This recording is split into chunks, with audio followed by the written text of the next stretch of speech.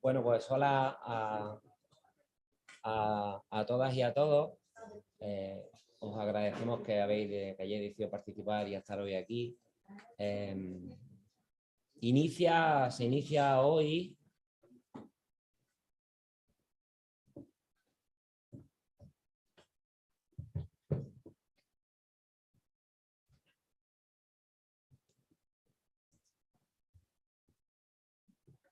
no. Me llega, Se inicia hoy, el 11 de mayo, el tercer congreso de la Red Universitaria Española de Historia Ambiental, RUED, que tenía que haberse celebrado hace un tiempo, pero la pandemia nos impidió y preferimos optar por encontrarnos más o menos físicamente, presencialmente, ¿no? Poder abrazarnos limitadamente y poder volver a hablar, ¿no? En directo y no frente a una pantalla, ¿no?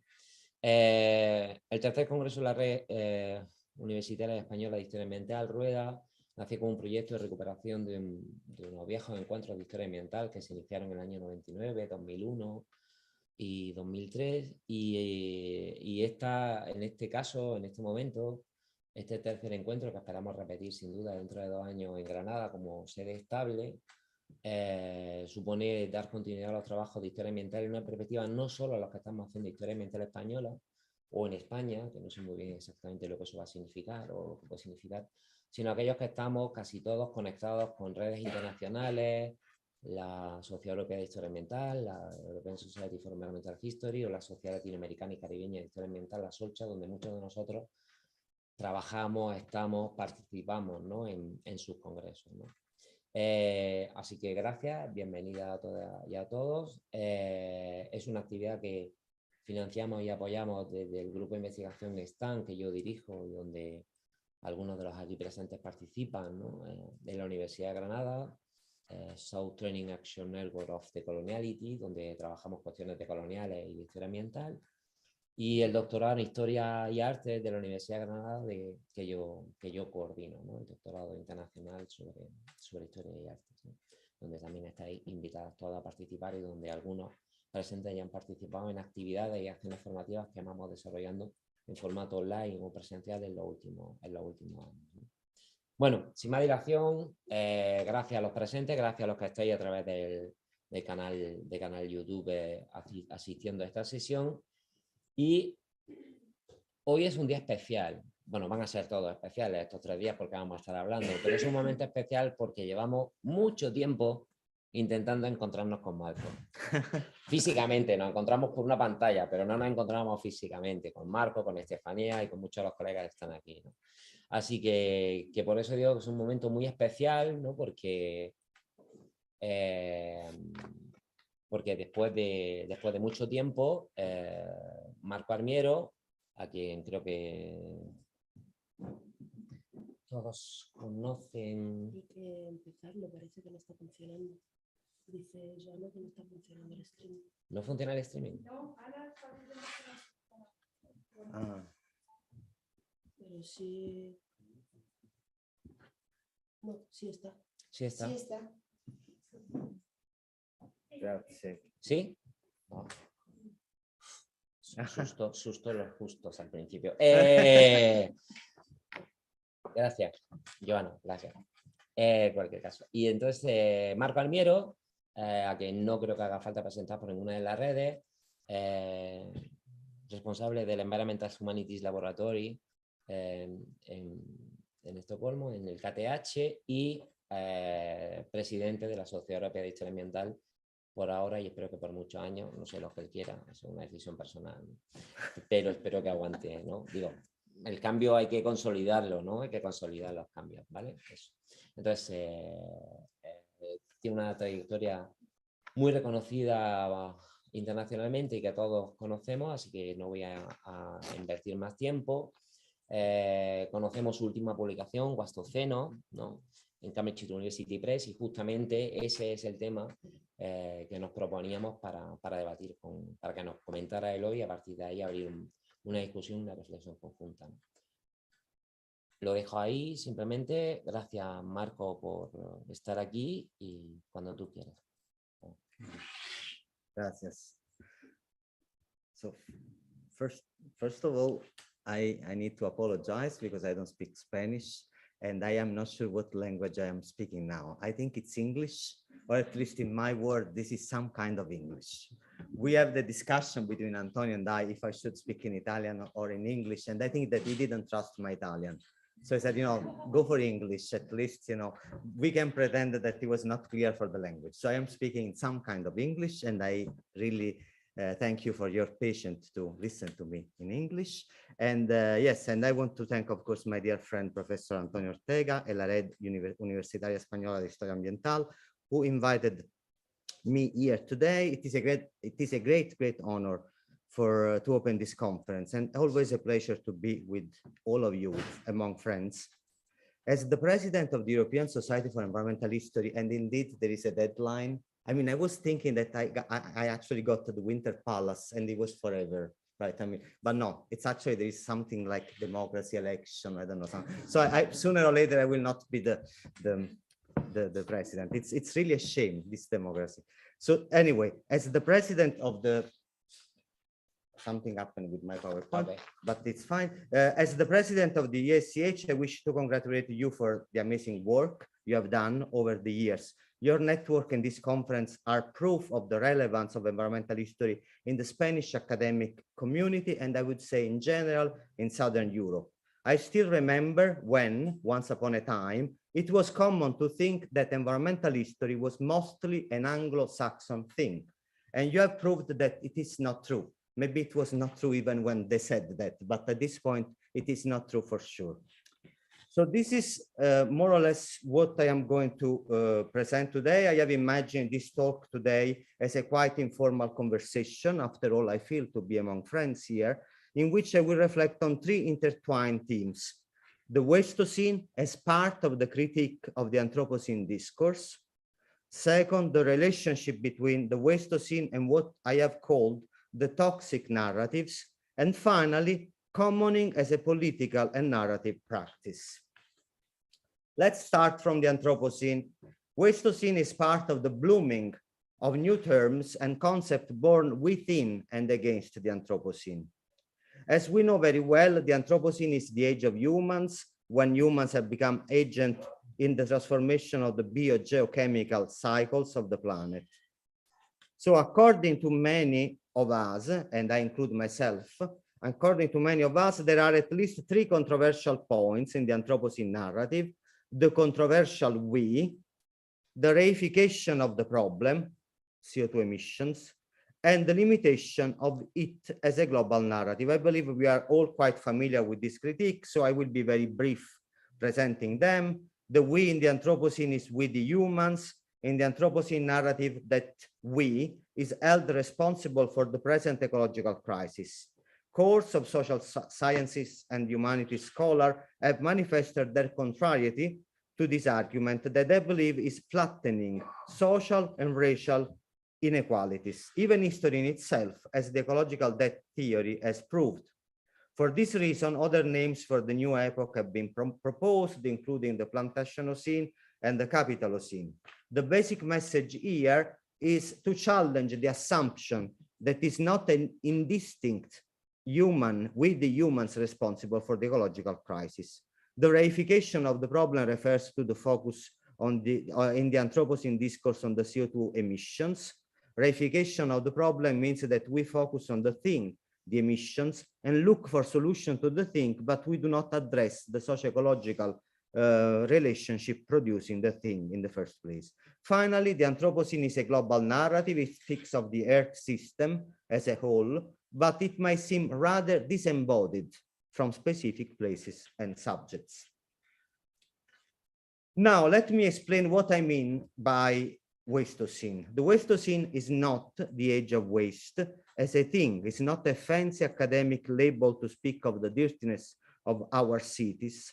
I define the Wastocene as the age of wasting relationships, producing wasted people and wasted ecosystems. It does not propose a universal we. Instead of indulging in a reification of the issue, waste in this case, it focuses on relationships, so not waste, but wasting. Finally, it is indeed a global narrative, but with a strong local taste. The Wastocene is something one experiences in their lives, bodies, communities, etc. In a nutshell, I would define wasting relationships as the relationships that produce profit for a few through othering and extraction. Later in this talk, I will explain why I believe that commoning is the antidote to wasting relationship. The paradox of the Wastocene is that while waste is so visible everywhere in our world, the wasting relationships stay almost invisible to us. This is because wasting relationships produce two different kinds of toxicity. On one hand, the deepening of capitalist relations within the fabric of life, in the bodies and the environment, producing toxic ecologies at the service of private profits. So what Benjeri has defined necro-capitalism, building upon Bembe concept of necro-politics, sorry. On the other hand, the generation and maintenance of toxic narratives, that is, narratives that silence injustice, impose an official truth, and erase any possible alternative. This is why the Wastocene stays invisible to us. Among historians here at this conference, I believe that it's relevant to ask, what do we do with these toxic narratives? Do we see them? Do we contribute to making them visible? Do we reinforce or do we sabotage them?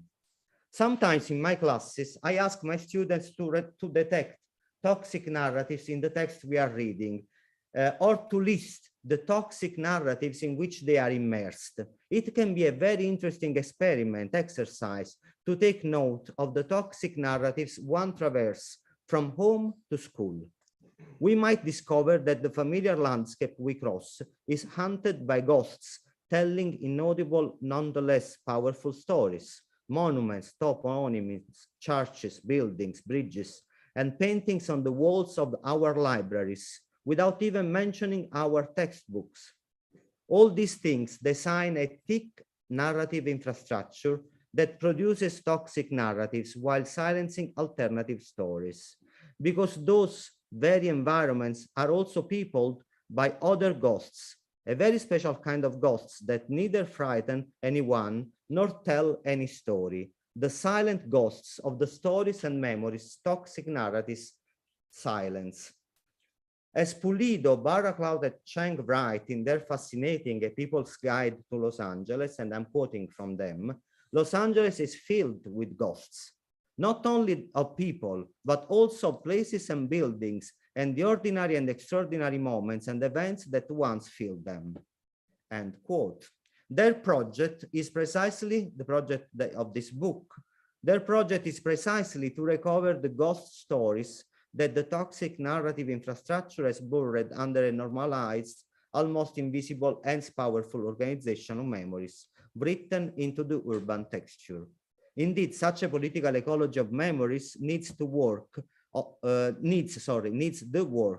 of environmental historians, environmental humanities scholars, and political ecologists to be unveiled.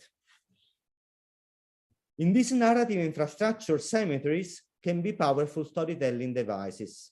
We are in Fortogna here in this slide, in the province of Belluno, in the northeast of Italy. On the top, you see the monumental cemetery completely reorganized in 2002 by the government for the 2,000 people killed in the 1963 Vaillant Dam disaster. Now I need to do my small exercise. How many people know something about the Vaillant Dam disaster in this room? Not so many. And somebody's even from Italy, so it doesn't count. I see a few that are cheating.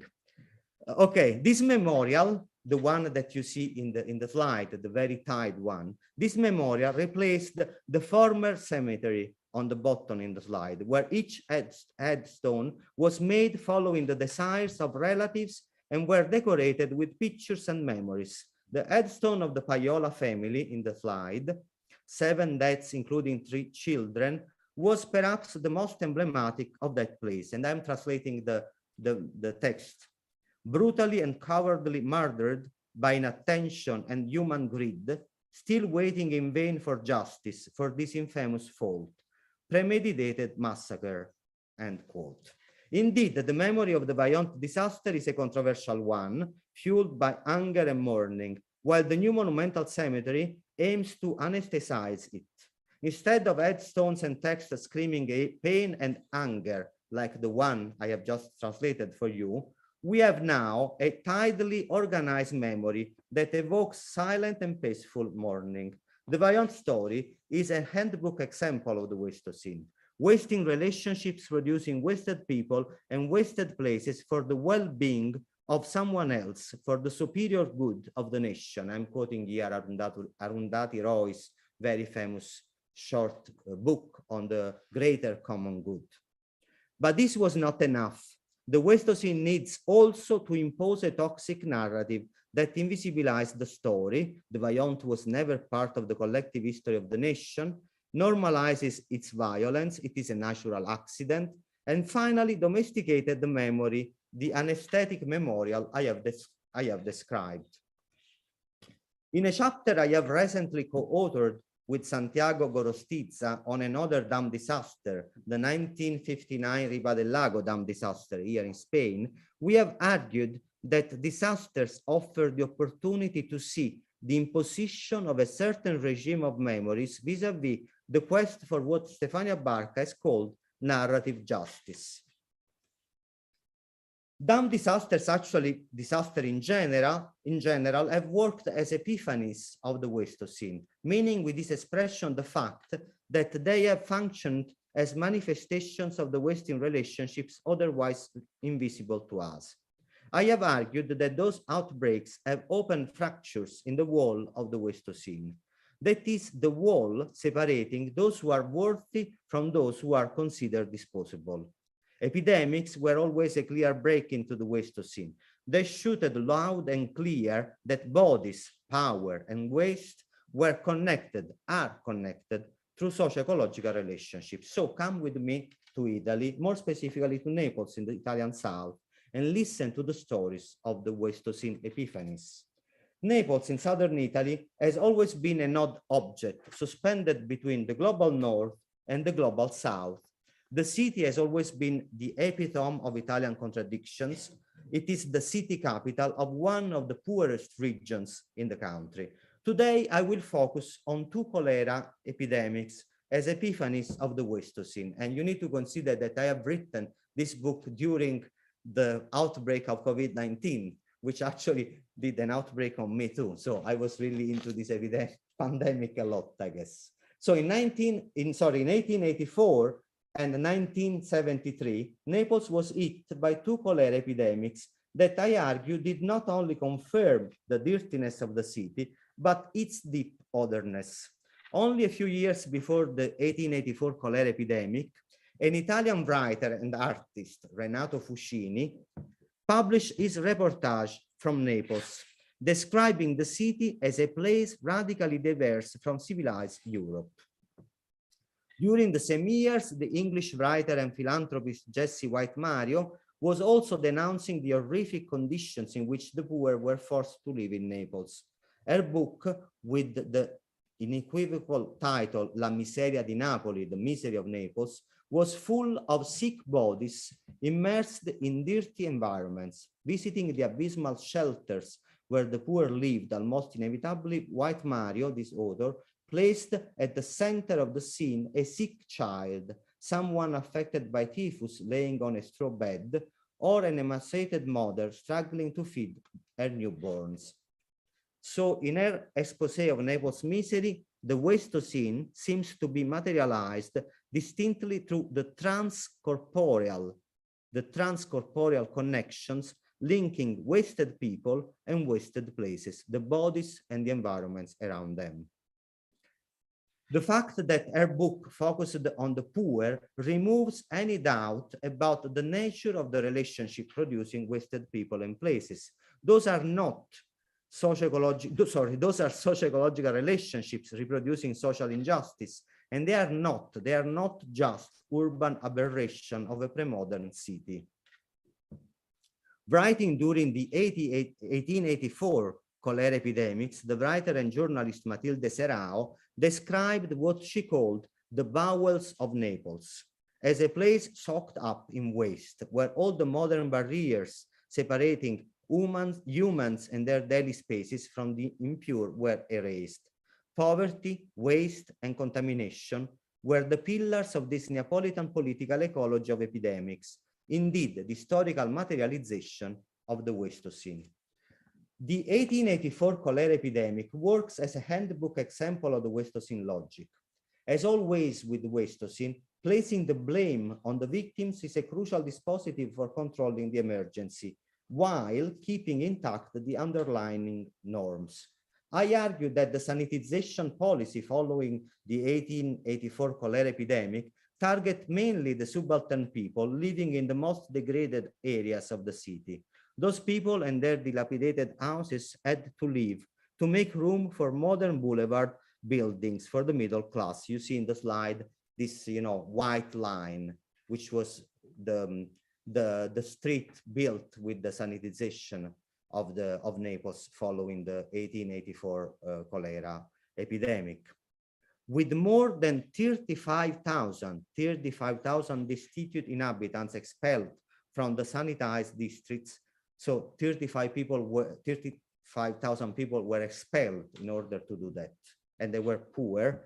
So with more than 35,000 inhabitants expelled from the sanitized districts, the sanitization policy following the 1884 cholera epidemic meant deportation on a massive scale. While the cholera epidemic risked blowing up the ordering infrastructure, securing the immunization of the rich and the disposability of the poor, the consequent measures were meant to restructure the wasting relationships while hiding their true consequences.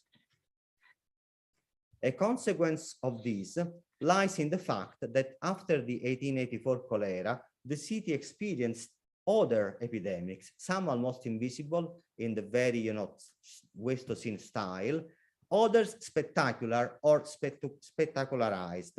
It was 1973 and Naples was exposed again to a cholera outbreak, proving the city's uncertainty in belonging to the modern and immunized world. I was 7 years old when my parents took me to get the anti-cholera vaccination. At that time, unfortunately, there were no social media, so people were still relying on medical doctors for finding cure for disease, strangely enough. And actually in Naples, there were, it's almost unbelievable, people were protesting to get the vaccination instead of not getting it. Luckily enough, we progress now. So all these strange things are over and we are finally in a better world. So the only memories I have of that period are the unbearable amount of lemons that my father forced us to eat after vaccinating anyway. Apparently, this was a good prevention for cholera, and the almost compulsive fear of any kind of street food and seafood, which I might add with some shame, is still with me even today. Once again, the epidemic pulled off the invisibilization and normalization of Wastocene relationships, revealing more systemic and persistent structures. Indeed, already in the 1970s, Naples registered higher percentages of stillbirths, child mortality, and infectious diseases than the national average. On September 9, 1973, the radical left newspaper Lotta Continua reported on the front page the death of the 18-month-old Francesca Noviello. For them, it was well clear, since the very title of the article I am translating for you, What Killed Francesca Was Not Only Cholera, that the cholera was not the only culprit of her death. In fact, the Noviello family, her family, lived in a dilapidated building under completely unsanitary conditions. To add injury to insult, the entire family, including Francesca, was left without any precautionary control, even after the father was hospitalized because he was infected by the cholera. Toxic narratives do not only normalize injustice, If there is a cholera outbreak, it is because the poor are not attentive to hygiene. If people are getting sick in a poor neighborhood, it is because they do not have the right lifestyles, and so on and so forth. But those toxic narratives, they also make invisible any possible alternatives to wasting relationships. An important ingredient of these toxic narratives is the discourse that in the Wastocene, in the midst of wasting relationships, everyone is alone. Even more than alone, everyone is fighting against the others to save herself and their families. As Margaret Thatcher used to say, there is no such a thing as society, there are individual men and women, and there are families. But the UK Prime Minister was actually wrong also on this, I should add.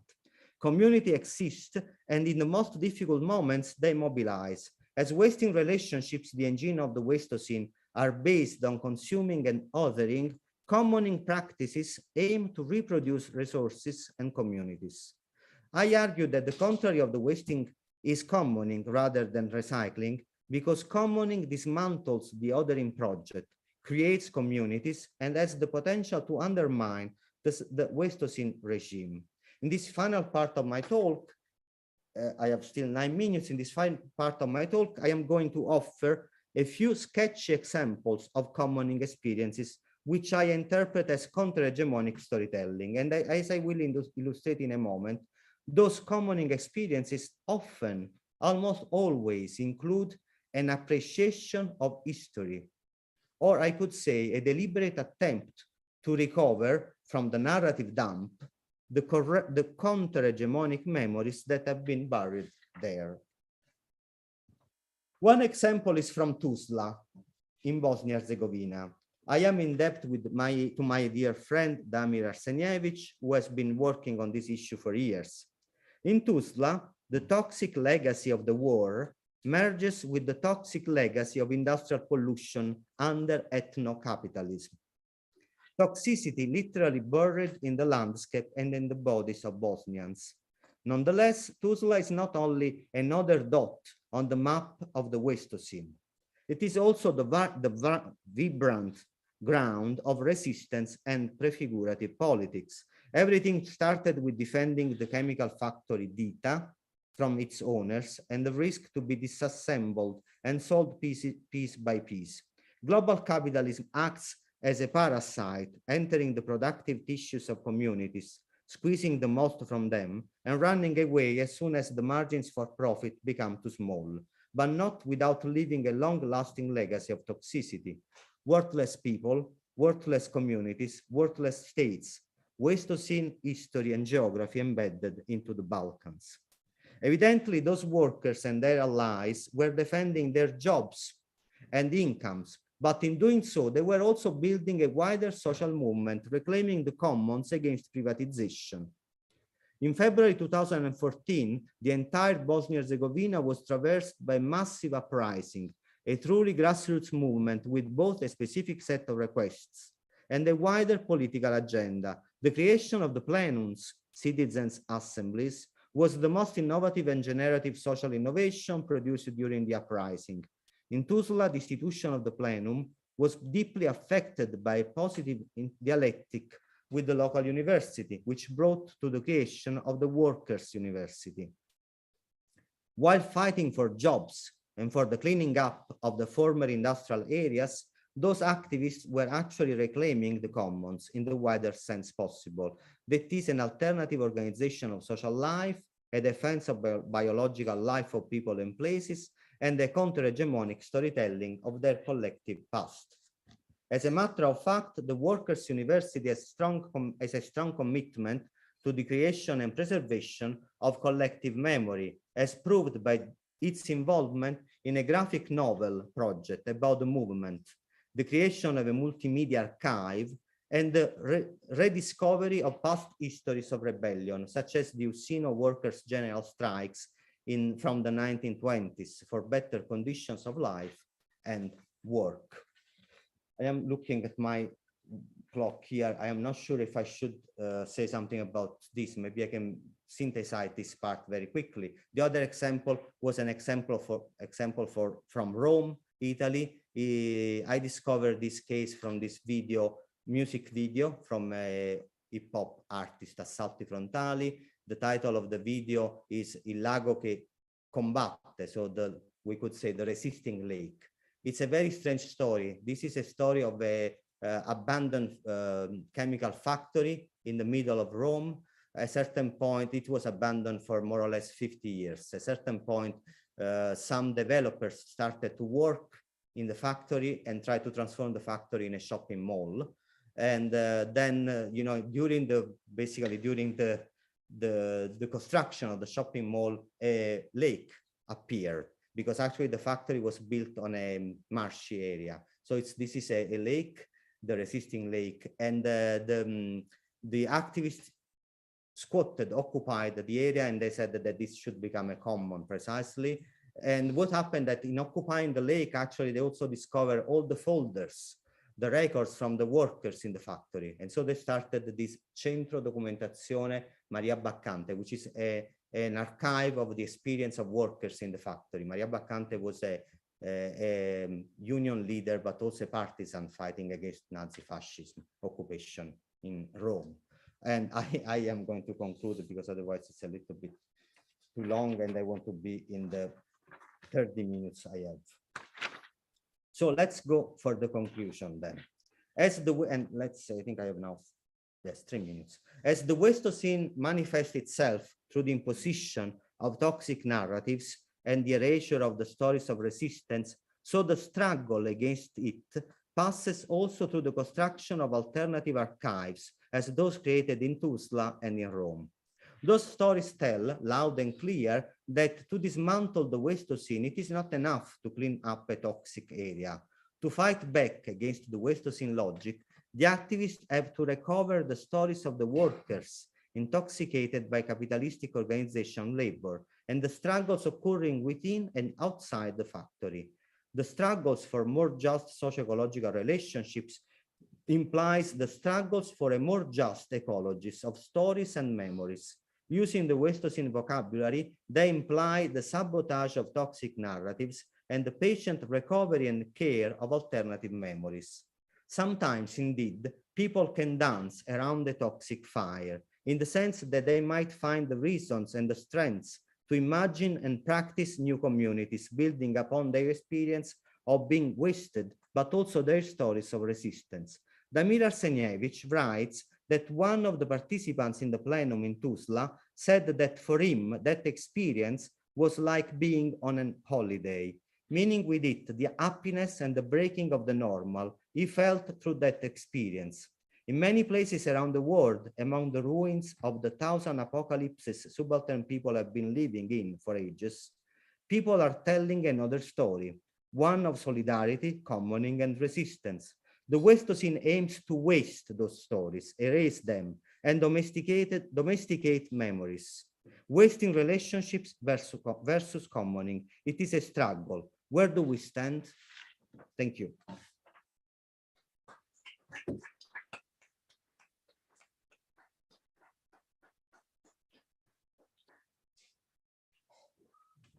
Muchas gracias, Marco, por la presentación y por invitarnos a pensar y a discutir juntas y juntos. Y a partir de ahora dejamos abierto a tanto a los que estáis en sala, que podéis trasladar preguntas, como a la gente que está asistiendo en directo a través del canal de YouTube. Si pueden lanzar algún tipo de pregunta, la trasladamos directamente nosotros desde el equipo de UGR, ¿vale?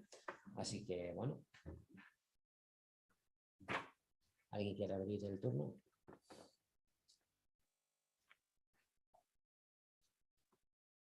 Luca. Podría ser Luca. I think so. Ma se puoi parlare lentamente, per favore. Grazie. Hace 2 semanas estábamos justamente dando una clase en la Autónoma de Barcelona sobre el Anthropoceno y sus críticas, ¿no? Entonces salió un intercambio bastante rico, porque lo hicimos tanto en una clase de cuarto de antropología como de primer curso. Y a mí me surge la duda, esta palabra, Wastocene, y era uno de los elementos críticos con el antropoceno que tratamos. Te quería preguntar más que nada tu opinión en torno a todos estos términos que están surgiendo, porque nuestra reflexión con los alumnos fue que dan pie a debates y a caminos y a términos inspiradores, ¿no? Y en ese sentido son útiles siempre y cuando se establezcan estas críticas al antropoceno, ¿no? Pero quería preguntarte también tu opinión como autor de una palabra más y tal. Y dar las gracias también y a la organización por... Grazie, grazie Luca. Rispondo in italiano o in inglese? Come preferisci? Come scusa? English. English is better, no? Okay, very good. Thank you, Luca. Well, so I am not, I think I'm not among those who believe that, you know, the Anthropocene is, you know, the essence of bad and, you know, all the terrible things that we are thinking this moment. Why? Because I mean, I don't think that it's fair to build a straw man, you know, and then blame for everything. Because I also know that many, for instance, even of earth science scholars are very aware of the fact that the we of the Anthropocene is not a flattened we, that there are differences. I can give you one example. I worked together with Will Stefan. He's one of the main guy of the Anthropocene. We were together in the Anthropocene campus in Berlin, and he was absolutely with us in saying that, you know, there's race, class, gender inequalities. So no straw man. I think that also Jan Angus has written something on this, you know, the Marxist scholar. So, and I can also mention another example. Laura Pulido, she's a geographer. She wrote an essay, which for me it's very important, in a book I have co-edited, which is Future Remains, with the title Racism in the Anthropocene. So she didn't put, you know, together like race in the white Menocene, which would make sense, right? Because in the end, what really matters, I think, is the narrative that we want to deliver. So use whatever you want, but then, you know, be sure that we truly look for power, inequalities, injustice. So I wouldn't say that, you know, if you use the Anthropocene, you are a fascist, racist, terrible, whatever person, but you might be. I mean, and it's, of course, it's a problem of which kind of narrative you want to deliver. And, you know, Will Stefan, he uses the Anthropocene, and I know what he means. Laura Pulido, I know what he means, but I also know the good Anthropocene, the Breakout Institute, right, which is the very famous US think tank, and they, you know, whatever label they use, and they use Anthropocene, it's bad, right? So again, it's a matter of narrative. I don't know if I answered your question, but in a say, I mean, to tell you the truth, we can also say that it's also a bit sad and depressing. When I come up with the WASTOCENE, somebody told me, oh, you are lucky. Now you will get a very good H index because anyone needs to quote you. And I was saying, oh my God, all this revolution to be so governmentalized that the only thing which matters, you know, the H index somewhere. So, I mean, and in my book, I am very clear on this. I have not invented anything. So if you are quoting me because I invented something, don't quote me, because I'm building, I mean, my book is coming after Stefania Sbarca, Forces of Reproduction, and of course, build upon her and her work. I mean, Jason Moore, Capitalocene. I mean, this creative destruction of neoliberal academia is something that I am not buying. If the WASTOCENE is something that you want to use, I'm happy, but I don't think that it's really a matter that, you know, either you dismiss the Anthropocene or you are a bad person. Use the word that you like. And the Anthropocene is gaining a lot of the others have attention. People can understand you. And, you know, I think about Donna Haraway. She came up with a name that no non-English speaker person can. You are good. I am Italian. I'm bad. I mean, I will never pronounce it. I like it. No problem. But, you know, I am too provincial. And, you know, so in a sense, but thank you, Luca. It's a good discussion, and maybe it's something that we can continue discussing. Yeah, so in the same line, again, we have hypothesis in this same line. in your book you said the Anthropocene narrative is historical and apolitical, right? And like, I really like this phrase that it's like there is no space for revolutionaries, no, for revolutionary thinking. And so my first question is, do you think the Anthropocene could, the Capitalocene could be like the umbrella concept for all those other alternatives to the Anthropocene that have been emerging, and that, of course, they are complementary, no? They are not like one or another, but it's just like adding dimensions to things that in the Anthropocene concept are missing or are hidden, no? So that is my first question: if the Capitalocene could be understood as the umbrella that opens the space to think on critics to the Anthropocene. And the second one, I don't know if your book is also in Italian, and it is okay. Because we had this problem of translating in Spanish. No? Tell me. We were thinking with the students, because some of them speak English, so we were like kind of working on that, and I proposed HISTORIAS, but then Lucas, who is, I think he had a better term. I don't know if you want to say. Mierdaloceno. Yeah, But also because could be. because it has this dimension of the relations, no, the wasted relations, which is really difficult to translate. Relaciones desechadas, but it's relaciones de mierda. That's what we had this discussion, no? So we were wondering, what do you think about this? Okay, okay, very good. So, your name? Lucia. Thank you, Lucia. In Italian or in English, right? In English. Okay. I don't trust my Italian. So. Antonio vuole Italian. Questa volta Antonio vuole Italian. Ok, provo in italiano. Grazie, Lucia. Dunque, no, l'ombrella, il concetto ombrella è WASTOCENO, ovviamente. No, scherzo, scherzo. Dunque, nelle conclusioni del libro, io dico, come dicevo un po' prima, che il Capitalocene, io riconosco il mio lavoro dentro come possiamo dire, la tradizione del Capitalocene, sicuramente. Io credo che la differenza è che ci sono alcune differenze. Credo che la differenza è che il Capitalocene riflette soprattutto ci aiuta a capire soprattutto le origini, no? della crisi socio-ecologica, che non sono, diciamo, origini solo tecnologiche, ma sono origini in un modo di produrre, nel modo in cui, diremmo in termini marxisti, sarebbe, diciamo, il sistema di produzione, quindi il controllo dei mezzi di produzione e l'organizzazione della produzione e del consumo. Penso che invece il WASTOCENE ci aiuti, sposta dalla origine, dalle cause, in qualche modo alle conseguenze. Quindi che succede nei corpi? Nel libro io dico nell'organosfera, cioè l'organosfera chissà se funziona in spagnolo, quindi la sfera del vivente, no?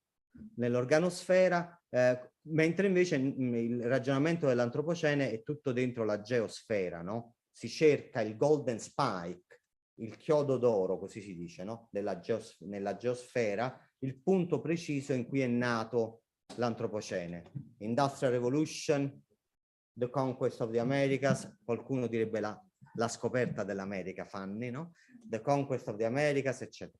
Invece la ricerca nell'organosfera ci porta a cercare le conseguenze, quindi troveremo l'asbestocene nei corpi delle operaie, degli operai, oppure il diclosfatocene nei corpi dei lavoratori delle lavoratrici dell'agricoltura, eccetera. Quindi questo passa. L'altra cosa su WASTOCENE rispetto al Capitalocene è che ci sono alcune che sono perplesse sulla centralità del capitalismo, nel senso che vogliono riconoscere la crisi socio-ecologica oltre il sistema capitalistico di produzione e consumo. In questo senso il Wastocene offre uno strumento teorico, no? Che va oltre quel tipo di ragionamento lì.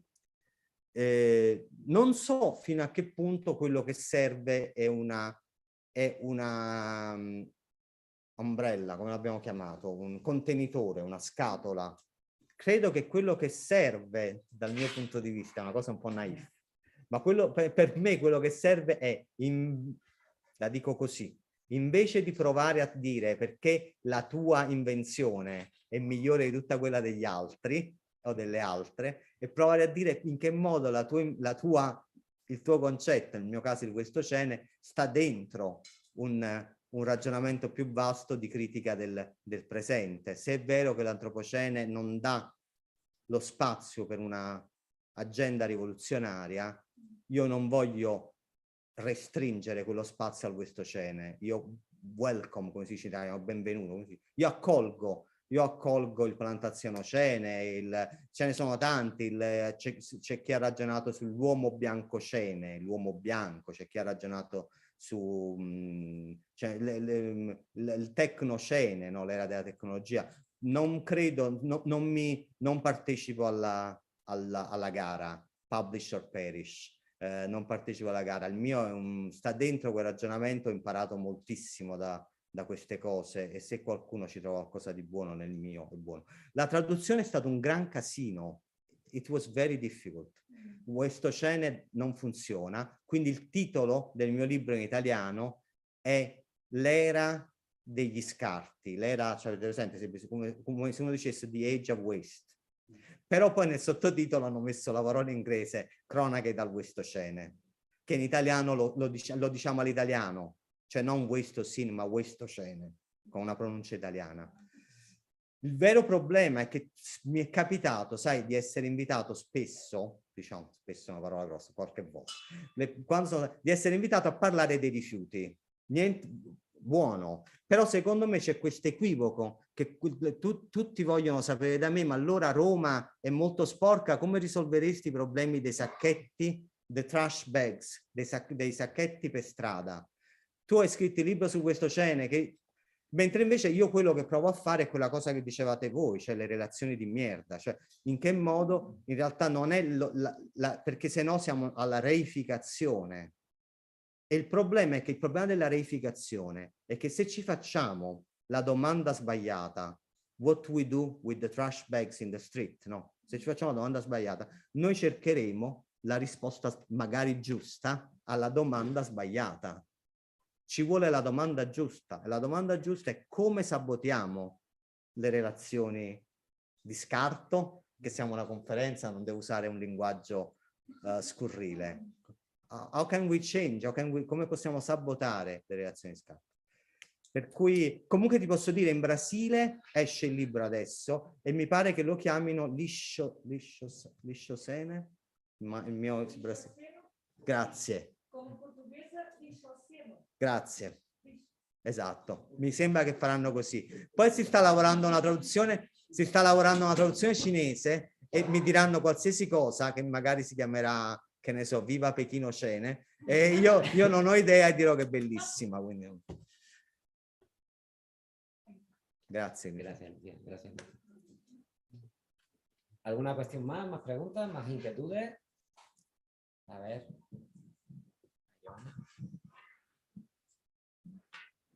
Marco, grazie mille por tu presentación. I'm going to speak in English because between Italian, Portuguese, Spanish, well, whatever. I really enjoy your presentation. And I think it's very important when we talk about Anthropocene, and as environmental historians, and when we work about disasters, we are always talking about what goes wrong and what we or humans did to destroy our planet. But history also shows us a great number of good stories. And I think it's very important that we show the good stories. And most of these good stories are about how society survived disasters And normally they survived by working together. And so I think it's very important to bring in those good stories. What Christoph Maus also called slow hope. Because otherwise, we will be always talking about what went wrong, but we need hope, otherwise we cannot survive. If we are going to catastrophe and there's no hope, what can we do, or why should we do something? So this, I think that as a historian that works about disasters, I think it's, and you mentioned that, it's important also to recover the good stories. Anthropocene should also be about the good stories, the creativity and the emotions of society, and not only what we did bad.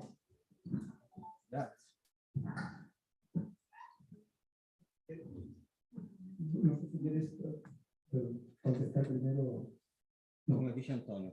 Como tú digas, como tú decides, ¿qué prefieres? Prego, prego. Marco, darte gracias por la explicación. Yo tengo una pregunta para hacerte sobre una respuesta que diste recién. Cuando hablaste de la organosfera, Sí. si podés profundizar un poco, se me ocurre, pero quizás porque estoy equivocado, no sé si podemos vincularla con Bernanke y la idea de noósfera, el viejo concepto del principio del siglo XX, que de alguna manera vinculaba las relaciones materiales con digamos, el pensamiento y el desarrollo, digamos, de la civilización a partir de pensar un vínculo más profundo entre la sociedad y el ambiente, ¿no? Por eso me interesaba si podías profundizar ese concepto.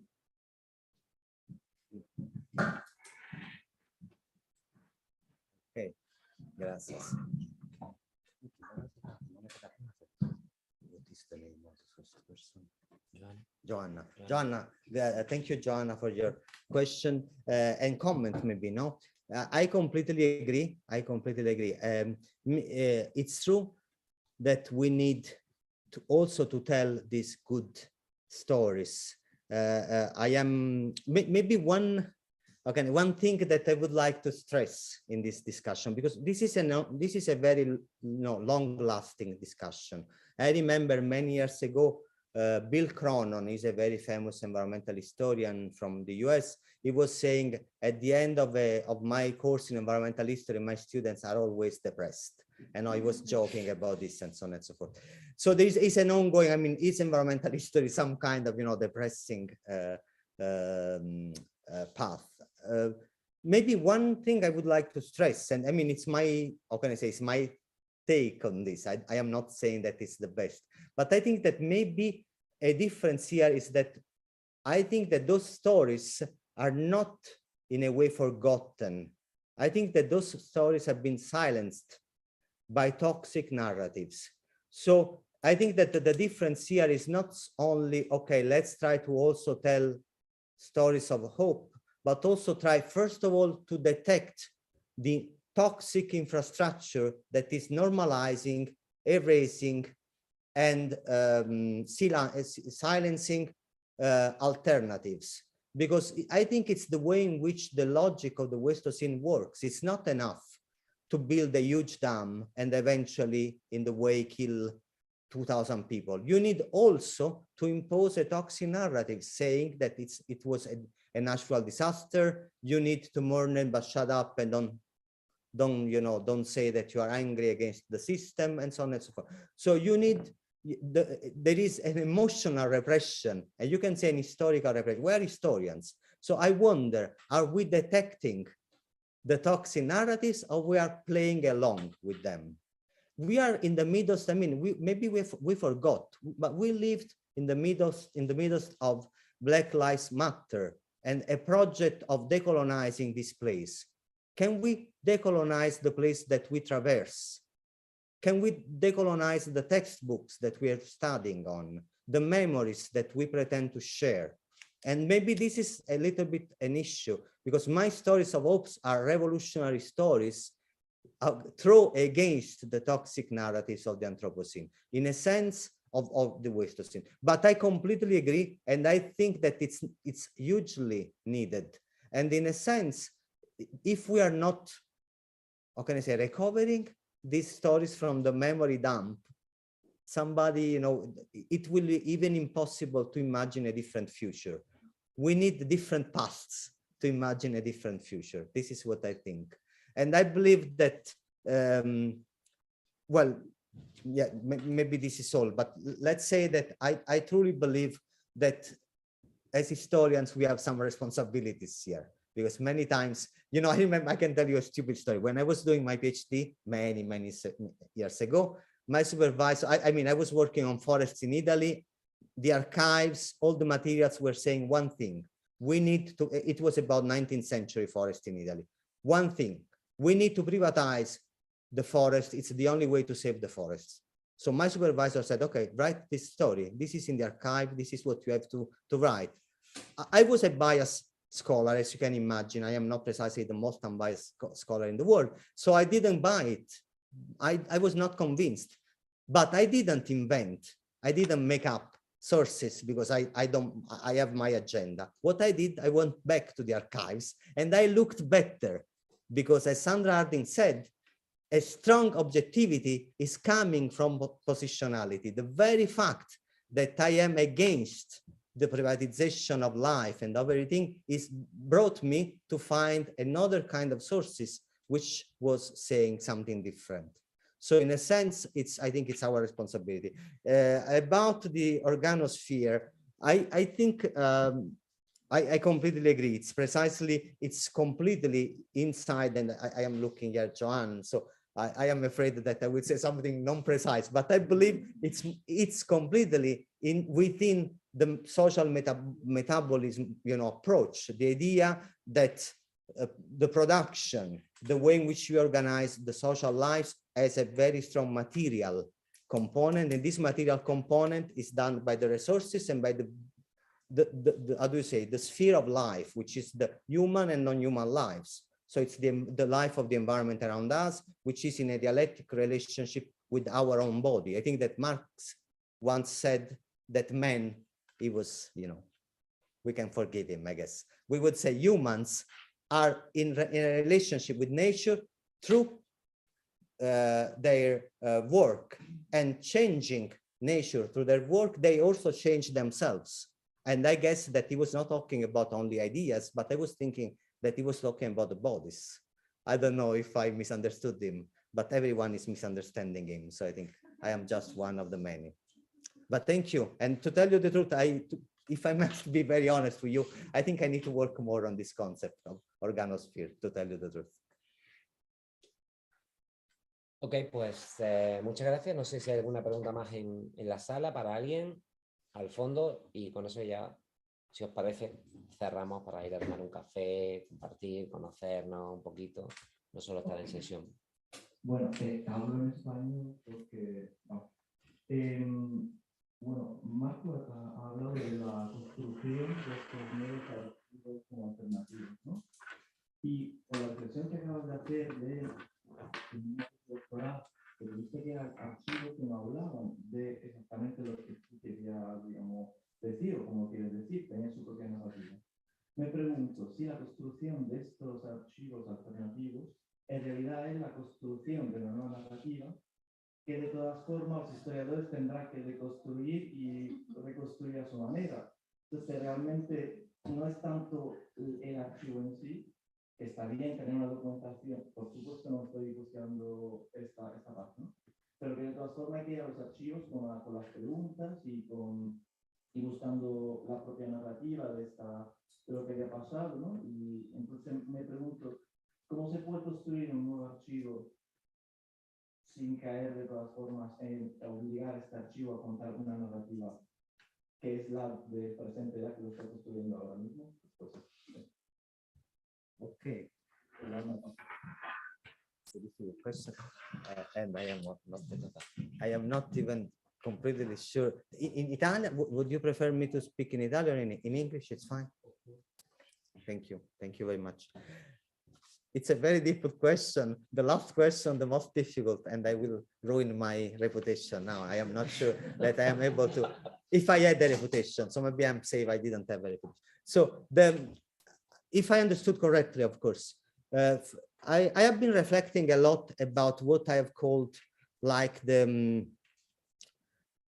you know, I don't know how to say this. I have been reflecting a lot about the archive as a prison, the archive as a trap. So how can the historian feel, freeze himself from the archive prison? And you can say from, because the archive is always a colonial archive, if you wish. It's always producing some kind of, following lines of power and other kind of, gender and race and class inequalities. How can we free ourselves from the archive?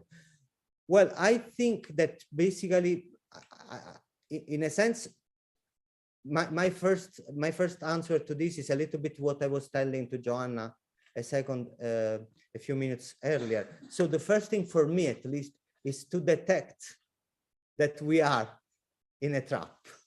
Because more than the colonial, I would say that the archives are the official. Sure. The official version of the story. Many times, absolutely. You can, I agree with you. So in a sense, the idea is, first of all, to detect where we are, to be aware, if you wish, So in other words, the self-reflexivity, which is the self-reflexivity in relationship to the archive you are working with or sometimes against, and your own positionality, So in my case, for instance, my own agenda when I was doing my PhD, my own agenda was try to prove that common property, and especially commoning as a socio-ecological infrastructure, could work in order to protect some kind of socio-ecological relationships. So I had an agenda, absolutely. And I needed to find, the sources and the materials that could support my argument. Now, again, I think that the first thing is to try to acknowledge where you are, to try to acknowledge who you are, and to try, I guess that my question is always not so much to pretend that you will be completely free and so on and so forth. I think that maybe my answer to this is that you will acknowledge the kind of narratives that you are trying to build and in which way you are struggle with the archive. I guess that struggle here is the key word.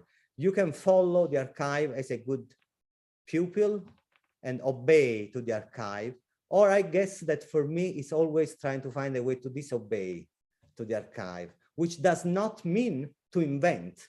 So I didn't, go and write, a paper saying common property is the best, signed by the king in the kingdom of Naples. I didn't do anything like that, but I was disobeying to what the archives was shouting at me, because it's true that, I had all this, I think thousands of materials saying the same. I needed to be more creative to disobey to the archive. It's a little bit when you struggle with somebody which is much stronger than you. You can just, give up, or you can find a way to use your own, strengths as a leverage and try to open up. And this will never say to erase the other part of the story. If you read my book, please don't. It's terrible. It's my first book. I am very ashamed of it. But in case you read my book, you will find that I have all these narratives about, privatizing. I didn't erase them. It's not a good job for an historian to erase this. I think that my contribution was precisely to go for a strong objectivity. So let also others speak. And those others were saying some different stories. So I guess that in order to disobey, you need to understand that you are in a power relationship. Now, it's a little bit when you are in a toxic relationship. The first thing that you do is that you recognize that it is toxic. Otherwise, you don't do anything, right? So, but I guess that it's a very important question. I think that it's maybe a question for all of us, right? I am just saying what, yes. I was just thinking that I work. Oh, sorry. I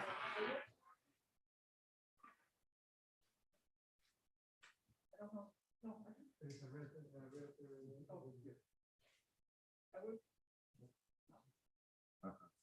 Sabotage. The WASTOCENO. De WASTOCENO. They are taking me too seriously. But I think I can hear. I work a lot with coastal communities. Coastal. Fishermen, that's not right. So their voices normally are not in the archives. And as historians, we have to know how to interpret the silences. The voices that are not in the archives, Sure. but should be. Very good. So the archives are the official voices. The state, the power, but what about the ones that do not write? And they have stories too. And we have to find them in between what the state is saying. In many cases, it's about opposing state laws. Yeah. Sometimes using oral or traditional narratives, Yeah. traditional literature, to find other kinds of voices. Because they're also in the archive, but we have to look in a different way. Well, amen. This is what I, and by the way, I also worked on fisher folks community, and it's funny because it's precisely as you said, many times opposing, and so it's completely. And also the same with forests. Yeah, yeah. Because the peasants do not have rights, so you have to try to understand their story in between what the official sources are saying. Listening to the silence, I think it's a nice expression. Listening to the silence.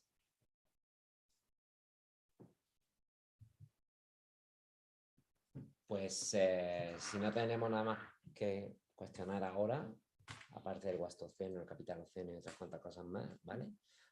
Lo dejamos aquí. Gracias a todas por la participación y porque ha sido un debate muy interesante, y a los que estáis aquí y a los que están en redes, dentro de una hora volvemos a encontrarnos en sesiones diferentes, simultáneas, aquí en esta sala, en emisión en directo, y en otras salas con emisión con enlace Meet, que está todo en el programa que tenéis disponible en la página web de STAM. Está todo ahí con enlace para que podáis acceder directamente a la sala. Gracias a todos y nos vemos en una hora.